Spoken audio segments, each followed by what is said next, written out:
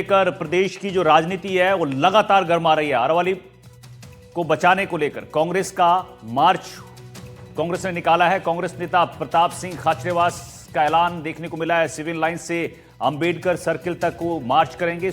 रविवार सुबह 11 बजे मार्च का ऐलान किया गया है। बीजेपी प्रदेश अध्यक्ष मदन राठौर का यहां बड़ा बयान सामने आया है। अरावली पहाड़ियों के विवाद पर उन्होंने कहा है, सुप्रीम कोर्ट के निर्णय का सम्मान करते हैं, हम अरावली से छेड़छाड़ नहीं करना चाहते हैं। पूर्व सीएम अशोक गहलोत के आरोपों को उन्होंने निराधार और गलत बताया है। अरावली बचाओ जीवन बचाओ नारे के साथ हम सत्याग्रह शुरू करेंगे।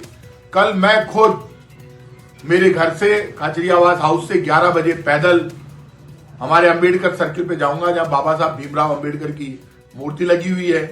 संडे को मैं हमेशा पदयात्रा इसलिए करता हूं जिससे जयपुर में जाम नहीं लगे।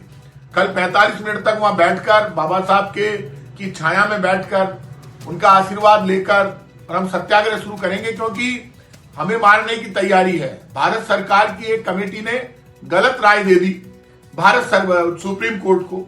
जो सुप्रीम कोर्ट दिल्ली में ये कह रहा है कि जहर से मर जाएंगे लोग, पर्यावरण खत्म हो गया है, सांस नहीं ले सकते, मर जाएंगे, आप अरावली खत्म करने में लग गए। आपने ये कह दिया 100 मीटर से ऊपर जो पहाड़ियां हैं वो अरावली की पहाड़ियां मानी जाएगी। ये अरावली कोई बीजेपी या कांग्रेस की सरकार की बनाई हुई नहीं है। डेमोक्रेसी लागू हुई उससे पहले से अरावली है। जो निर्णय सुप्रीम कोर्ट का है और गहलोत साहब को पता नहीं क्यों इसमें सरकार नजर आती है। हम अरावली से छेड़खानी नहीं करना चाहते, लेकिन जहाँ सुप्रीम कोर्ट का निर्णय है तो उसका निर्णय की हम पूरी समीक्षा करेंगे। समीक्षा करने के बाद ही कुछ आगे की एक्टिविटी होगी। वो आरोप लगा रहे कि कुछ चंद लोगों को लाभ देने के लिए सरकार के जो मंत्री हैं वो पैरवी कर रहे हैं। मैं सोचता हूं कि गहलोत जी जैसे वरिष्ठ नेता को इस प्रकार के आरोप नहीं लगाना चाहिए। विषय की गंभीरता को समझना चाहिए और समझ के और सुप्रीम कोर्ट के फैसले पर वो इस प्रकार तत्काल निर्णय ले लेते हैं। मैं सोचता हूं कि बहुत जल्दबाजी कर रहे हैं कि जहाँ तक अरावली का विषय है, अशोक गहलोत जी धीरे धीरे आजकल हमारे अपने हैं, अपने जोधपुर के हैं, लेकिन अपनी ही पार्टी में किनारे किए जा रहे हैं। तो जैसे तैसे करके सुर्खियों में रहना है तो वो कोई न कोई मुद्दा ढूंढते हैं। ये विषय माननीय सर्वोच्च न्यायालय के संज्ञान में है और सरकार और विशेषकर हमारी सरकार, चाहे अरावली हो, हमारे राजस्थान का कोई हिस्सा हो, हमारा वन विभाग नहीं घटे, पर्यावरण को नुकसान नहीं हो, वन क्षेत्र बढ़े और माइनिंग नियमों के अनुसार हो, इस पे पूर्ण रूप से सतर्क रहेगी। किसी अरावली को कोई नुकसान होने की संभावना नहीं है, न होने देंगे। और जैसा भी इसमें स्टडी करने के उपरांत जो भी आवश्यक कदम उठाने पड़ेंगे वो सब उठाएंगे। चलिए अगली खबर जयपुर से आपको बताते हैं, जहां बीजेपी अब 25 दिसंबर को सुशासन दिवस मनाएगी। 25 दिसंबर को पूर्व पीएम अटल बिहारी वाजपेयी की जयंती है और इस मौके पर सुशासन दिवस मनाने का ऐलान किया गया है।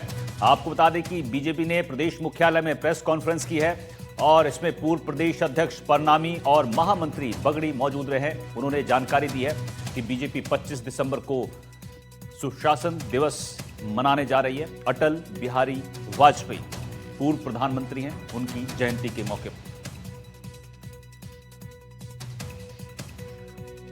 यह साल वाजपेयी जी के जन्म शताब्दी वर्ष का है और 25 दिसंबर को आदरणीय अटल बिहारी वाजपेयी जी के जन्म जयंती के 100 वर्ष पूरे हो जाएंगे।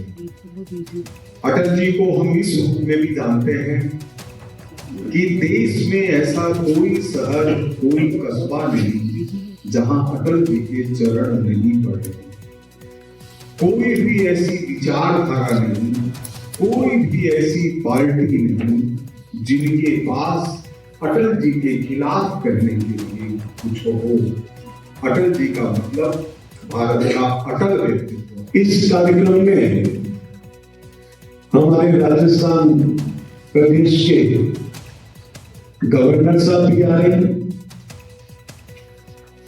हमारे मुख्यमंत्री आदरणीय भजनलाल जी शर्मा जी भी रहेंगे, हमारे भारतीय जनता पार्टी राजस्थान प्रदेश के प्रदेश अध्यक्ष आदरणीय मदन जी राठौर भी रहेंगे और हमारी एक जो समिति बनी है जिसके संयोजक आदरणीय घनश्याम जी तिवारी है, वो भी इसमें उपस्थित रहेंगे,